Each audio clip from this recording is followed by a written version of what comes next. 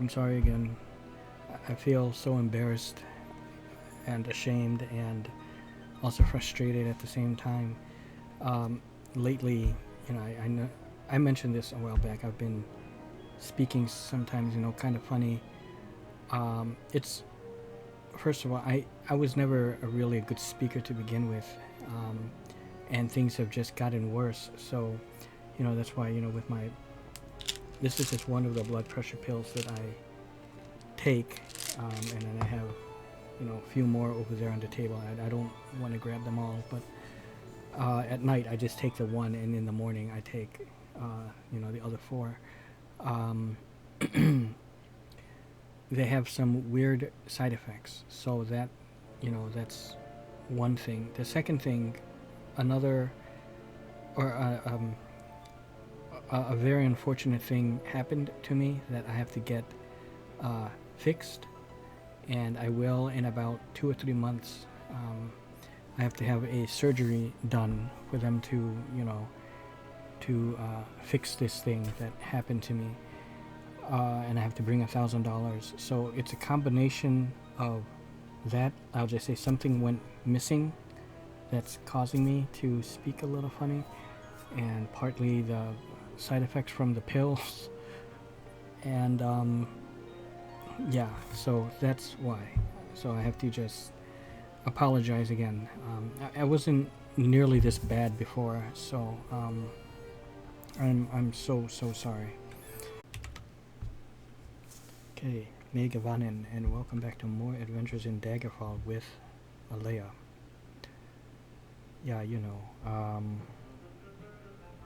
with this game, with Daggerfall, and I brought this up in the past, but this was the first Elder Scrolls game. I'll pause it before I continue to give this my full concentration, and I don't want to take too much time, but at the time, and of course when I didn't know any better, and no one didn't know any better of what games were gonna become now, or even like 2000, I want to say 6 or 7 was it, with Oblivion, and then 2011 with Skyrim. We had no idea it would get that way, and then of course there was Morrowind. But back then, I thought this, and it's still a great game, mostly because it's nostalgic, and it has a lot of I really like the character creation, how you can add weaknesses, add strengths. There's a lot of character customization, which is what I love, and that's something you don't, and you kind of build your own history, especially when you're answering those questions, and that's why there's a history tab over here. But and it's something that I wish the later Elder Scrolls had. You can of course write your own thing and keep it on the side if you like, but it's not like going to be part of the game. So that's really nice. But and also like weaknesses and strengths and stuff like that. You don't have that. They got rid of the attributes in Skyrim, so there's no longer strength, intelligence, wisdom. Instead, it's just reduced to health, magicka, or stamina. It's okay, and it works for that game, for Skyrim. So it's fine, but at the same time, I still miss this traditional setup. The issue with this game is it can get a little repetitive, and this is why I don't want to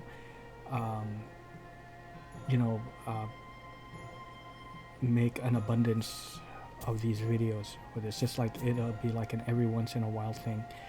To be quite honest, maybe I was thinking once a week, but maybe even once every 2 weeks. If I find that I have like a handful of these Daggerfall Let's Plays backed up, then I might start putting them like once a week, but I'll try to do it like maybe once every 2 weeks. I'll come back to this like every so often, record a session.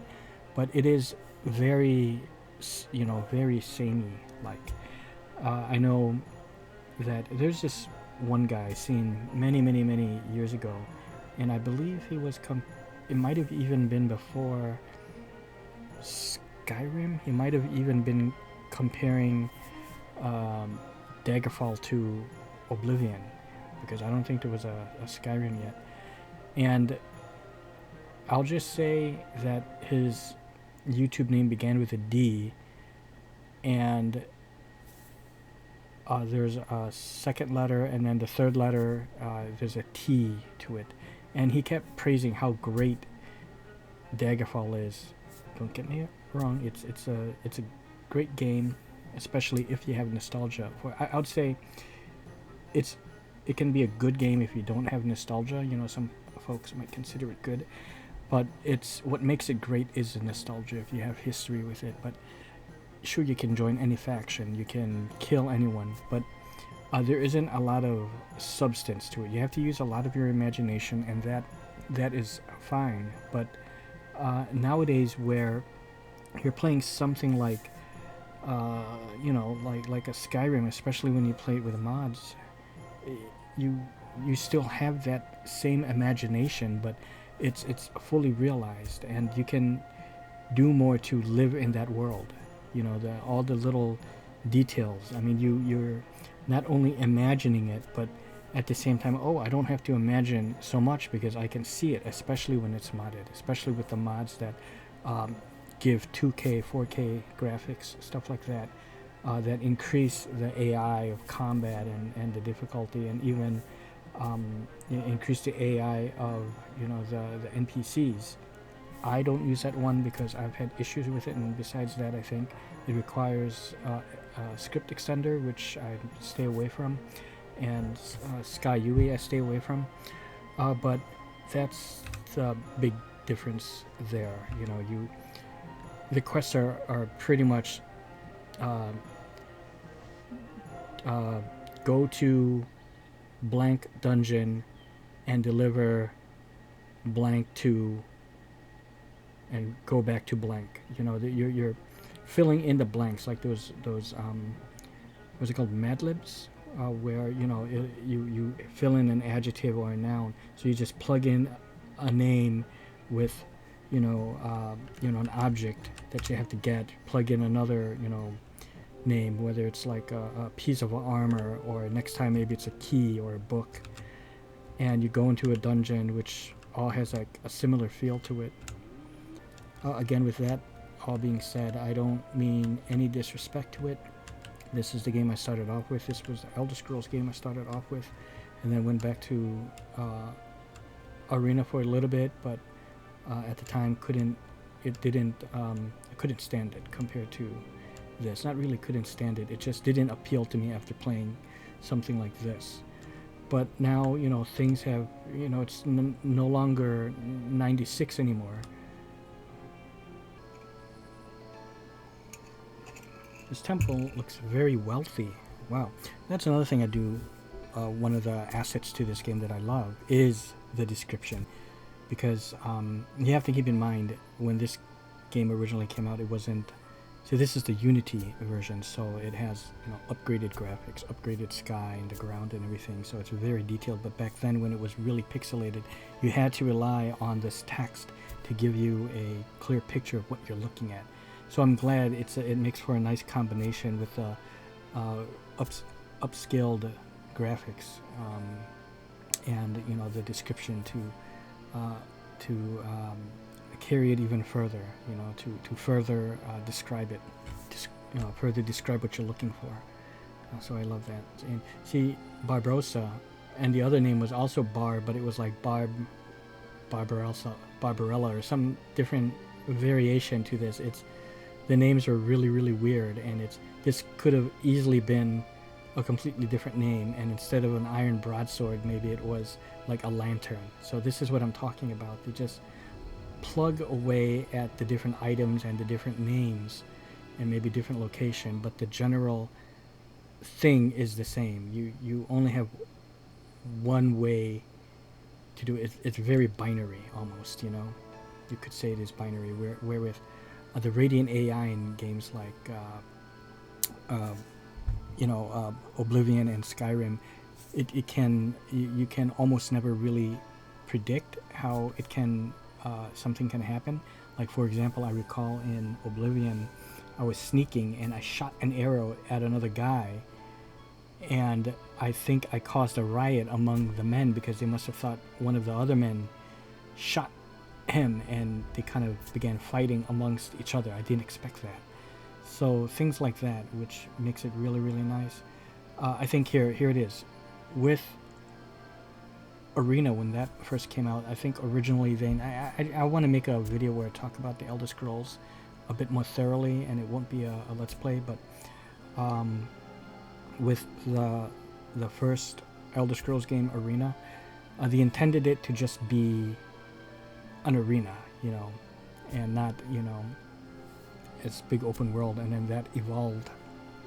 Everything felt very flat, not three-dimensional, and that they worked on a XP system, not a skill level up system, like how they have it now. It wasn't until Daggerfall that they got rid of the whole XP system and did it this new way where you level up your skills. In this case, your primary and major skills. The character felt very in-depth, as you just saw, when I showed it. You have your whole history, strengths, weaknesses, really cool. But the world itself felt very flat. It felt very one-dimensional with the characters, the NPCs of the world itself. With Morrowind, each game, they up the ante a bit. So with Morrowind, they tried to make the world feel more alive, and the NPCs have more depth and feel more alive. But they couldn't quite get the AI right. So then we come into Oblivion, so they introduced the Radiant AI, and there were some glitches. It was a little glitchy, but it was, you started to really believe the NPCs a bit more. And I feel that Skyrim improved upon the AI a bit more. So that's, kind of how I see the evolution of this, how they targeted what parts to make better in the game. Very much like with the Bard's Tale, you're not provided with a map or a mini map or anything. You actually have to map it out yourself with graph paper and pencil.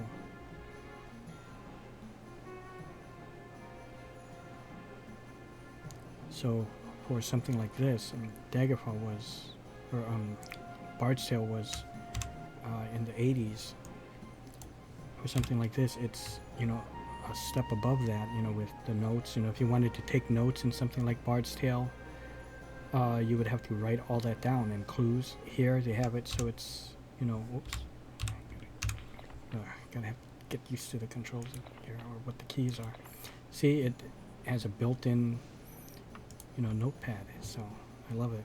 Built-in journal. Well, you have a journal, but I meant like another part of the journal where you can make your own personal entry. Kudos to you, Alea. Kudos. Using words like that back in those days. There are just certain words, phrases, and terminology that didn't exist then. Imagine if someone like Aragorn or Boromir from Lord of the Rings uses words like kudos, That's why if you've ever seen the Beastmaster 2, it's like with I think her name was Allura, I think, played by Sarah Douglas. She was able to peer into our world, our multiverse, and hear how the people of LA, Los Angeles, how they spoke. So she began speaking like, "Chill out, royal dude," and then Arklon, played by what is his name, Wings Hauser, he was like, what is this strange tongue in which you speak? It is all part of what I wish to show you, my lord. You know, so it's that's what I mean. You know, they don't have modern day speaking, but they were tooting about how big the world of Daggerfall is, and sure, there's no disputing that. I mean, you can just see how vast it is, and that's the thing. That guy, that YouTuber whose name began with D, how he's praising the shit out of this game. Fair enough, but it's not superior to the likes of, you know, Oblivion or Daggerfall. Just my personal opinion, but I mean, I really feel that, I mean, it doesn't sound plausible what he's saying. It's unbelievable. Sure, you can go to all these little places, and you can trek the land, but it's all like this. It's all gonna be, I can just keep walking and I can walk on for hours. Do you really want to spend your time doing that? Walk for hours going like this and seeing the same shit with the trees? See, with Skyrim, I'm walking places too, but they're different sites. They're actual real locations and hidden little caves and tombs and you know, crypts, little nuances that you can go to and visit and explore. This is like a whole lot of nothing, you know. It's great, it's impressive, it's huge, and it's real, you know. As I'm walking, it's a real, you know, I'm really gonna get there, you know. I'm, like, if I'm here right now and I keep walking this way, I'll eventually get to there and there, you know.